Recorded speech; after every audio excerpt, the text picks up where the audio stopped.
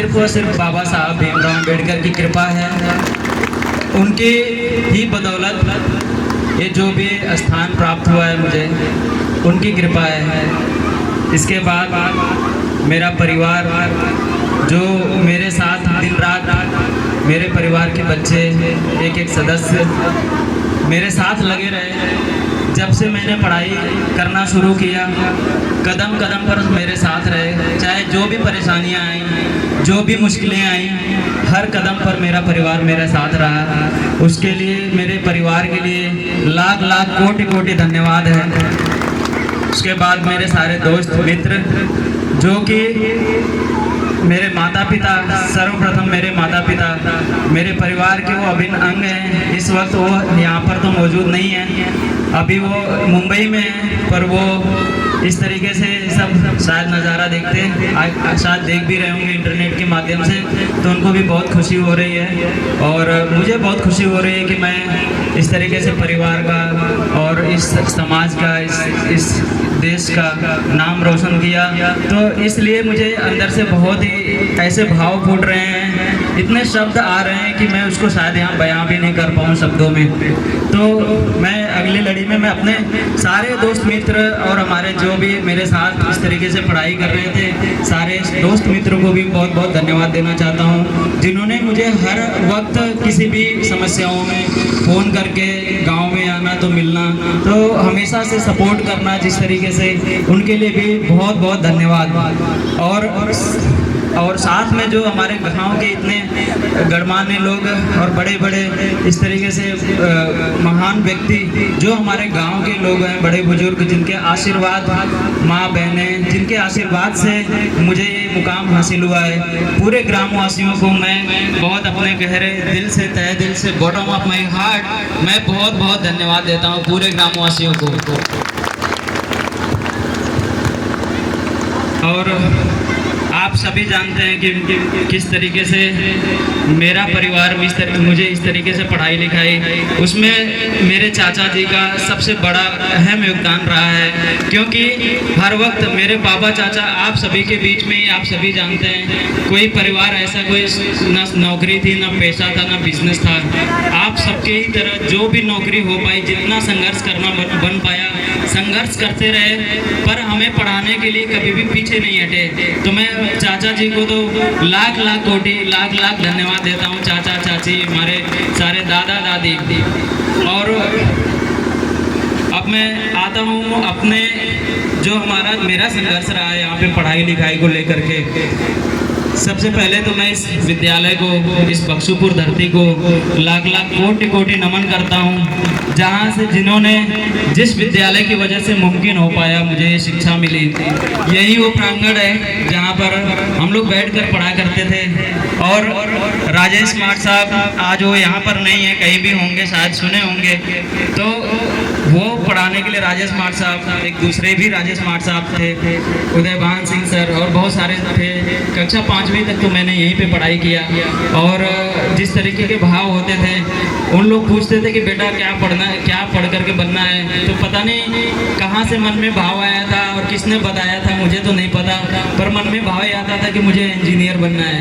तो इस तरीके से यहाँ से ये सिलसिला शुरू हुआ और पढ़ाई का सिलसिला चलता गया। जब मैं यहाँ से, मैं हरिश्चंद्र, नंदलाल और सारे 4-5 दोस्त इस प्रांगण से निकलकर, हमें सबसे पहले बार हम सादात में गए पढ़ाई करने के लिए, और वो बापू इंटर कॉलेज में एडमिशन लेना हमारे लिए बहुत बड़ी उपलब्धि थी कि हम बापू इंटर कॉलेज में जाकर के पढ़ाई कर रहे हैं। और मेरे दादाजी, मैं दादाजी को लाख लाख कोटि, शायद वो इस जहाँ में नहीं है, पर वो जहाँ भी हैं वो हमें देख रहे हैं, क्योंकि पूरे परिवार के साथ साथ तो सबसे पहले मेरे दादाजी जो थे, उन्हें था कि अमित तू चाहे जितना पढ़े कोई पढ़िया, जहाँ भी जवन भी मेहनत करे कोई करिया, हमारा तोरे साथ ही जाए। और जब बापू इंटर कॉलेज में एडमिशन लेने के लिए जाना हुआ तो उस समय पापा चाचा तो घर पर नहीं थे, मुंबई में जॉब के लिए थे,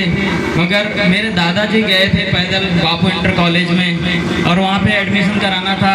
तो वहाँ पर जाकर जैसे ही हम लोग बापू इंटर कॉलेज के गेट में घुस रहे थे तो मेरे तो पाँव कांप रहे थे कि इतने प्राइमरी स्कूल से पढ़ के इतने बड़े विद्यालय में मेरा एडमिशन होने जा रहा है। ये मेरे पाँव लिटरली कांप रहे थे वहाँ पे। और बहुत फिर मेरे दादाजी मेरे साथ मेरा हाथ पकड़कर लेकर गए और उसी प्रांगण में बापू इंटर कॉलेज के सारे अध्यापकगण बैठे थे और उसी बीच हमारे गांव के जो राजेश पांडे जी सर हैं वो भी बैठे थे और दादाजी जाकर उनसे मिले और बोले कि मेरा नाती है और इनका एडमिशन करावे किया। तो राजेश मार साहब बोले ठीक है, एडमिशन फीस 50 रुपये दे करके मेरा एडमिशन करवाए। और दादाजी बोले कि बस अब यही तरह आवत रही है डेली स्कूल है। तो मैं भी बहुत खुश था, साइकिल लेकर के गया था मैं, दादा पैदल फिर एडमिशन कराकर आ रहे थे घर पे। तो दादा को मैं बोला कि हाँ दादा, ये तो वहाँ पे मुझे प्राइमरी में पढ़ा था नहीं जाए, ये तो बहुत बड़ा स्कूल हुआ, यहाँ पे सबसे पहले टीचर के गुड मॉर्निंग बोला जाला।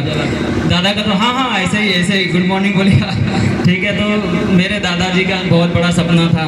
तो किस तरीके से फिर मैंने वहाँ पे पढ़ाई किया और 10वीं कक्षा तक मैं बापू इंटर कॉलेज में पढ़ता रहा। और जो भी कोचिंग करना, ट्यूशन करना, सादात में, गांव में, ऐसे बहुत सारे शिक्षक मेरे साथ जुड़े रहे जिन्होंने मुझे पढ़ाया।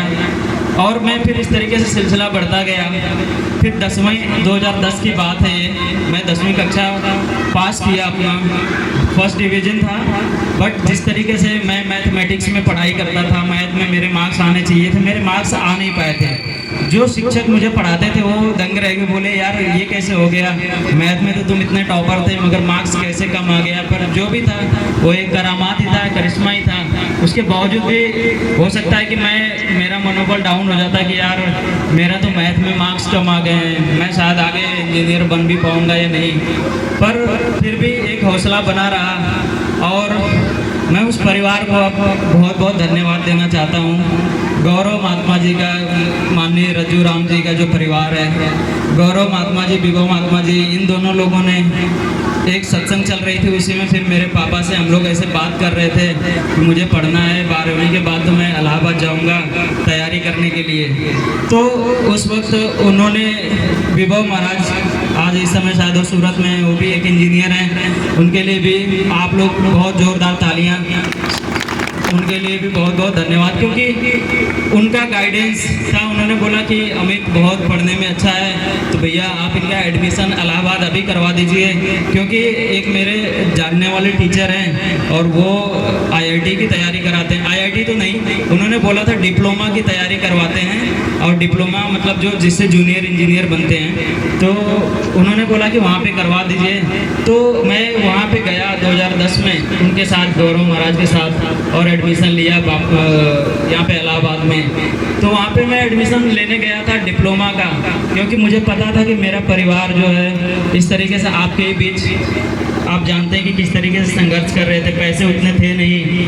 तो मुझे पता था कि IIT कुछ चीज़ होती है। IIT बोले तो ये भारत का सबसे मतलब ग्रेटेस्ट इंस्टीट्यूट बोलते हैं उसको, सबसे बड़ा इंस्टीट्यूट है, इंडियन इंस्टीट्यूट ऑफ टेक्नोलॉजी। और ये जिससे बहुत बड़े बड़े इंजीनियर्स बनते हैं हमारे भारत में, वो IIT, उसकी तैयारी करने के लिए। पर मैंने सुना था कि उसके लिए काफ़ी 10 लाख रुपए लगते हैं उसकी तैयारी करने के लिए। तो मैं तो सोचा कि यार इतना पैसे मेरे घर तो है नहीं, मैं कैसे बन पाऊंगा इस तरीके से IIT इंजीनियर। तो मैं जब वहाँ पे गया इलाहाबाद में, तो जो टीचर मिले थे उनके सामने मैंने बोला कि सर पहले तो मैं डिप्लोमा करना चाहता हूँ, डिप्लोमा करके जूनियर इंजीनियर बनूंगा और जूनियर इंजीनियर बन के कुछ पैसे कमाऊंगा और उसके बाद फिर मैं IIT करूंगा। तो वो मेरी बात सुन करके हंस पड़े, बोले किसने बताया तुम्हें कि इस तरीके से होता है। मैं बोला सर शायद मुझे पता है कि IIT में बहुत पैसे लगते हैं और उतने पैसे तो हमारे परिवार के पास है नहीं, पर मुझे IIT से इंजीनियरिंग करना है। तो उन्होंने बोला कि देखो कोई बात नहीं, जिस कोचिंग में मैं पढ़ाता हूँ तुम्हारे हौसले को देख करके मैं उसी कोचिंग में तुम्हारा एडमिशन करवा दूंगा। तुम चाहे तो 0 फीस देना, कोई भी पैसे मत देना, मगर जितना हो सके, जितना अफोर्ड कर सको, जितना तुम्हारा परिवार सपोर्ट कर सके उतना फीस दे देना, ताकि तुम्हारे दिमाग में ये ना रहे कि मैं फ्री में पढ़ रहा हूँ। क्योंकि लोगों के दिमाग में जो होता है कि मैं फ्री में पढ़ रहा हूँ तो शायद वो पढ़ाई किसी काम की नहीं होती है। मैं बोला ठीक है सर। और उस समय 5,000 की फीस में, जहाँ की 20,000 और 30,000 सब्जेक्ट्स के लगते थे, फिजिक्स, केमिस्ट्री, मैथ के, उस सर ने मेरा 5,000 में करवाया था। और मैं वहाँ पे फिर IIT की कोचिंग करने लगा था इलाहाबाद में। वो इंग्लिश मीडियम में सारे बड़े बड़े घरों के बच्चे आते थे पढ़ने के लिए, कॉन्वेंट स्कूल में पढ़े हुए सारे बच्चे आते थे पढ़ने के लिए। पर मैं इस गांव से उठ करके गया था IIT की तैयारी करने के लिए। पर हौसला ही बस है, इसका लाख लाख शुक्र है कि हौसला आप बनाए रखें जहाँ भी रहें। तो फिर मेरा एडमिशन वहाँ पर हो गया और मैं 12वीं कक्षा भी पास किया। IIT एग्ज़ाम मेरा पहली बार में तो नहीं निकला, पर दूसरी बार में मेरा IIT एग्ज़ाम फर्स्ट पेपर निकल गया। मैं क्वालिफाई हो गया फर्स्ट पेपर IIT का। उसके बाद फिर दूसरा जो एग्ज़ाम था एडवांस, शायद वो मेरा नहीं निकल पाया था, उतनी तैयारी नहीं हो पाई थी। पर जो मेरा पहला एग्ज़ाम निकला था, उस एग्ज़ाम से भी एक बहुत अच्छा कॉलेज मिला मुझे, जहाँ से मैंने अपने इंजीनियरिंग की शुरुआत की। मैं सारे अपने ग्रामवासी, अपने दोस्त मित्र सभी को मैं बताना चाहता हूँ कि शायद गांव के सभी लोगों को एक नौकरी पता होती है कि IAS और PCS, क्योंकि इंडियन एडमिनिस्ट्रेशन सर्विस जो होती है UPSC, उसको कोई भी व्यक्ति जो BA किया हो, BSc किया हो, BTech किया हो, इंजीनियरिंग किया हो, मेडिकल किया हो, कोई भी दे सकता है। तो ज़्यादातर लोगों को यही पता होता है कि IAS और PCS ही नौकरी होती है, पर नहीं, इस देश को चलाने के लिए जितनी भी व्यवस्थाएं, वो चाहे डॉक्टर हों, इंजीनियर हों, वकील हों, प्रशासनिक अधिकारी हों, अध्यापक हों, चाहे कोई भी कर्मचारी हो, जिसका भी योगदान है इस देश को चलाने के लिए, अपने समाज को सुधारने के लिए, इस देश को आगे ले जाने के लिए, वो सारी नौकरियां अपने आप में बहुत बड़ी होती हैं। सबका सम्मान करना चाहिए। तो आज शायद सबको पता चलेगा कि इंजीनियरिंग से भी कुछ चीज़ें होती हैं जो नेशनल लेवल पे चीज़ें होती हैं।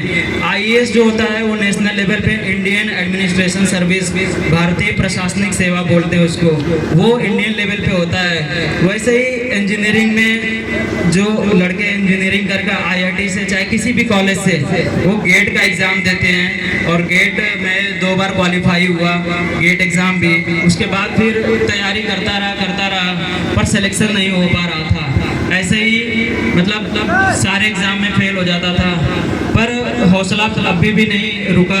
और फिर मैं घर की परिस्थितियों को देखते हुए कुछ नौकरी करना शुरू कर दिया प्राइवेट सेक्टर में, और फिर नौकरी करते करते भी मैंने पढ़ाई जारी रखा, और परिवार फिर भी मेरा सपोर्ट करता रहा कंटिन्यूअसली। और अंततोगत्वा लास्ट में आकर के मेरा ये जो सिलेक्शन हुआ है, एक एग्ज़ाम था NTPC, national thermal power corporation, जिसकी वजह से ये सारे जगहों पे पूरे भारत में बिजली आती है।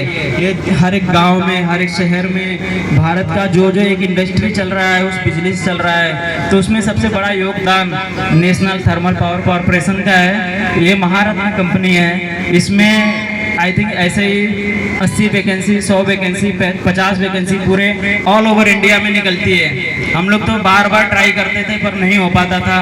पर कहते हैं कि हमेशा हार नहीं माननी चाहिए, कोशिश करते रहनी चाहिए। न जाने कौन से दिन आपका नाम उस PDF में आ जाए, न जाने कौन सा दिन आपका वो सारे एग्ज़ाम, सारे क्वेश्चन सही हो जाएं और आप सेलेक्ट हो जाएं, उसका किसी को पता नहीं होता है, मगर हमें लगे रहना चाहिए। तो वही मैंने किया और एग्ज़ाम देता गया।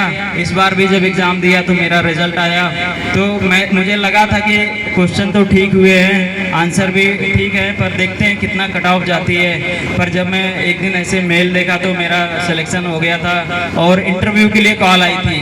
तो फिर मुझे तो काफ़ी खुशी हुई। मैं कहा कि चलो एक पड़ाव पार किया, दूसरा पड़ाव था इंटरव्यू का। पर अभी मैं घर घर पे किसी को भी नहीं बताया था कि इसमें क्या होता है गवर्नमेंट सर्विसेज में कि आप पता नहीं किस लेवल पे जा करके डिस्क्वालीफाई हो जाएं, तो इसलिए इतने सारे एग्ज़ाम दिए, तो मैं किसी को ज़्यादा बताया नहीं था। फिर इंटरव्यू भी दिया, इंटरव्यू में भी मेरा सिलेक्शन हो गया। फिर डॉक्यूमेंट वेरिफिकेशन के लिए गया, फिर डॉक्यूमेंट वेरिफिकेशन में भी सिलेक्शन होकर के फाइनल रिजल्ट आया कि अब आप ज्वाइन कर सकते हैं एनटीपीसी ग्रीन एनर्जी। तो फिर मैंने घर पे बताया सारे को कि सभी को कि मेरा पीएसयू में सिलेक्शन हो गया है। पीएसयू बोलते हैं पब्लिक सर्विस सेक्टर यूनिट, जिसमें कि हम देश के लिए काम करते हैं, और मेरी जो पोस्टिंग हुई है वो राजस्थान में हुई है। तो इसलिए आप सभी लोगों का बहुत बहुत धन्यवाद है कि किस तरीके से मुझे सपोर्ट किया। मैं गांव में आता था तो सारे बड़े बुजुर्ग जो भी लोग मेरे से मिलते थे सब आशीर्वाद ही देते थे कि बच्चे आप अच्छा करोगे। तो मैं सारे ग्रामवासियों से और सारे माता पिता से यही अनुरोध करूंगा कि आप अपने बच्चों को पढ़ाइए। बाबा साहब भीमराव अंबेडकर कहते थे कि आप 2 रोटी कम खाइए मगर अपने बच्चों को जरूर पढ़ाइए। शिक्षा व शेरनी का दूध है, जो पिएगा वो दहाड़ेगा, ये बाबा साहब ने बोला था। बाबा साहब ने बोला था शिक्षित बनो, संगठित रहो और संघर्ष करो। साथियों, संघर्ष से ही सब कुछ हासिल हो सकता है, और संघर्ष का जहां नाम आए तो बाबा साहब भीमराव अंबेडकर से बड़ा नाम कोई हो नहीं सकता। क्योंकि आप सभी को पता है कि ऐसी परिस्थितियों में रह करके बाबा साहब ने पढ़ाई किया था, ऐसी विकट परिस्थितियों में जहां समाज दुत्कारता था, तुम तो अछूत हो, तुम्हें अधिकार नहीं है शिक्षा का। बाबा साहब साथ खिड़कियों के बाहर बैठ करके, प्रांगण के बाहर बैठ करके पढ़ा है। उनको कक्षा के बाहर बगल में बैठाया जाता था। उस कंडीशन में भी बाबा साहब ने पढ़ करके किस तरीके से फिर मुंबई के एक कॉलेज से पहला दलित व्यक्ति थे बाबा साहब भीमराव अंबेडकर, जो 10वीं कक्षा मैट्रिक बोलते थे उसको, 10वीं कक्षा पास करने वाले पूरे भारत में दलित व्यक्ति बाबा साहब भीमराव अंबेडकर थे। और उनके इस हौसले को देख करके फिर उन्होंने एलिफेंस्टन कॉलेज मुंबई में दाखिला लिया ग्रेजुएशन के लिए, और फिर वहां से पढ़ाई करके वहां पे बड़ोदरा के एक महाराज थे जिनको लगा कि ये बहुत ही होनहार बच्चा है और ये कुछ कर सकता है हमारे देश के लिए, तो उन्होंने सपोर्ट किया और बोला कि बेटे तुम जा करके बाहर से शिक्षा लो, बाहर की पढ़ाई करो और फिर आ करके तुम अपने देश की सेवा करना। और बाबा साहब ने वही किया। बाबा साहब के लिए उन्होंने स्कॉलरशिप दिया और बाबा साहब कोलंबिया यूनिवर्सिटी गए पढ़ने के लिए अमेरिका में कोलंबिया यूनिवर्सिटी से उन्होंने पढ़ाई किया, लॉ की और बहुत सारे ग्रेजुएशन किया उन्होंने, डबल BA डबल MA सारी कोलंबिया यूनिवर्सिटी से किया। और उसके बाद फिर वहाँ से वो बाबा साहब की जब स्कॉलरशिप पूरी हो गई तो बाबा साहब फिर वापस अपने देश भारत लौट आए थे और फिर यहाँ पर आकर के फिर से वो पढ़ाना शुरू कर दिए। स्कूलों में पढ़ाते थे और वकालत भी करते थे बाबा साहब। उसके बाद फिर उनको एक मौका मिला, छत्रपति शाहू जी महाराज ने उनको मौका दिया और फिर वो बाबा साहब फिर से गए और फिर लंदन कॉलेज ऑफ इकोनॉमिक्स, जो लंदन का सबसे बड़ा इकोनॉमिक्स का अर्थशास्त्र का जो कॉलेज है, बाबा साहब ने वहाँ से शिक्षा हासिल की। और आप सभी को पता होगा कि दुनिया में सबसे जो बड़े विद्वान माने जाते हैं, दुनिया में, मैं केवल भारत की बात नहीं करता हूँ, दुनिया में जो सबसे हाईएस्ट लिटरेट पर्सन जो माना जाते हैं वो doctor BR Ambedkar, doctor Bhimrao Ambedkar माने जाते हैं, क्योंकि उन्होंने ऐसे जिन्होंने इस तरीके से शिक्षाएं ली और अपने भारत के लिए आकर के इस तरीके से संविधान को बनाया, संविधान को रचा। क्योंकि संविधान, इतने बड़े देश का संविधान बनाना किसी के बूते की बात नहीं थी। संविधान को कोई अगर इस समय पढ़ भी ले तो उसके मतलब एक अलग ही ये लेवल है कि, क्योंकि संविधान को पढ़ना भी अपने आप में बहुत ही बड़ी बात है। और सोचिए जिसने बनाने का मतलब होता है कि संविधान में क्या नियम डाला जाए जो कि लोगों के लिए सुरक्षित हो, लोगों का अधिकार की बात करे। और बाबा साहब ने, चाहे वो स्वास्थ्य से रिलेटेड हो, शिक्षा से रिलेटेड हो, चाहे वो बिजनेस से रिलेटेड हो, शादियों से रिलेटेड हो, समाज में किसी सुधार से रिलेटेड हो, चाहे किसी भी जो भी समाज में कुरीतियां थी, सबको लेकर के बाबा साहब ने पढ़ा और उसके लिए क्या बेहतर कानून हो सकता था, सब बाबा साहब ने उसको उसमें अंकित किया। और उनके साथ जो टीम थी बेशक, पर बाबा साहब के ही अध्यक्षता में वो सारी चीजें हुई और उन्हीं का योगदान है। इसीलिए उनको संविधान निर्माता बोला जाता है, बाबा साहब भीमराव अम्बेडकर को। और लाख लाख शुक्र है उस महान शख्सियत को। तो अब मैं लास्ट में सब इतने सारे बच्चे हैं यहाँ पर, प्राइमरी स्कूल के भी बच्चे हैं, हमारे गांव के भी छोटे छोटे बच्चे हैं, ये सारे बच्चे जो पढ़ाई कर रहे हैं, मैं उन माता पिता से ही गुजारिश करूंगा कि आप बेशक थोड़ा मेहनत करिए, चाहे मेहनत डबल क्यों ना करनी पड़े, मगर बच्चों को शिक्षा दीजिए, उनको प्रेरित करिए, उनको वो करिए। मैंने सुना था कि कुछ बच्चे बोलते थे कि आपके घर में तो माहौल था पढ़ाई का, मेरे घर में तो कोई, मेरे माँ बाप पढ़े नहीं है, मेरा कोई भाई नहीं पढ़ता है, इसलिए कोई माहौल नहीं है, मैं कैसे पढ़ सकता हूँ। ये सब केवल बहानेबाजी है, ऐसा बहाना हमें अपने दिमाग में लाना ही नहीं है। आपको किसी और को देखने की जरूरत ही क्या है? आपके बीच में इतना बड़ा शख्सियत जो संघर्ष करके आगे बढ़ा है, डॉक्टर BR अम्बेडकर, आप उससे प्रेरणा लीजिए ना। आप अपने घर के बच्चों को क्यों देख रहे हैं? आप उससे प्रेरणा लीजिए कि वो शख्सियत जिसको पढ़ने का अधिकार नहीं था, वो पढ़ के यहाँ तक देश को चला सकता है, देश का इतना बड़ा सुधार कर सकता है। तो आप अपने परिवार में पहले व्यक्ति होंगे जो पढ़ के इस तरीके से अपने परिवार को बदल सकते हैं, कम से कम अपने आप को बदल सकते हैं। तो शिक्षा दोस्तों, इसीलिए बाबा साहब ने बोला कि शिक्षा वो शेरनी का दूध है, जो पिएगा वो दहाड़ेगा। शिक्षा इसीलिए बहुत जरूरी है। और ये बच्चों को मैं इसीलिए बोल रहा हूँ, माता पिता को, कि आप अपने बच्चों को पढ़ाइए। और लास्ट में मैं अपने सारे दोस्त मित्र को भी बोलूंगा कि जो मेहनत कर रहे हैं वो करते रहें। इसके लिए मैं एक कविता पढ़ना चाहता हूँ, क्योंकि सबसे पहले तो मैं ये सभी लोगों से ये अनुरोध करना चाहता हूँ कि जो भी बच्चा पढ़ाई कर रहा है, मेहनत कर रहा है, चाहे उसको नौकरी भले ना लगी हो, मगर उसको कभी इस निगाह से ना देखें कि ये नकारा है, ये नाकामयाब है। कभी नहीं इस तरीके से सोचना चाहिए, क्योंकि अगर आप इस तरीके से बात किसी पीठ पीछे भी करेंगे तो उस बच्चे का मनोबल डाउन होता है। इसलिए किसी को मत आंकिए कि वो सरकारी नौकरी कर रहा है, प्राइवेट नौकरी कर रहा है। आप उसको ना आंकिए कि उसका परिवार कितने मेहनत से, उसके पिता कितनी मेहनत करके पढ़ाए हैं, और वो बच्चा आज किसी पढ़ करके शिक्षा ले रहा है। भले संघर्ष कर रहा हो क्यों ना, भले उसकी नौकरी क्यों ना लगी हो, मगर उसका इज्जत करिए, उसका सम्मान करिए, क्योंकि वही आपके बीच में से उठ करके फिर आपके लिए ही कुछ करेगा। क्योंकि थोड़ा सा समाज का नजरिया है कि जो प्राइवेट नौकरी करता है या फिर जो इस तरीके से करता है उसकी कोई इज्जत नहीं है, ऐसा हमारे दिमाग में कभी निकाल देना चाहिए।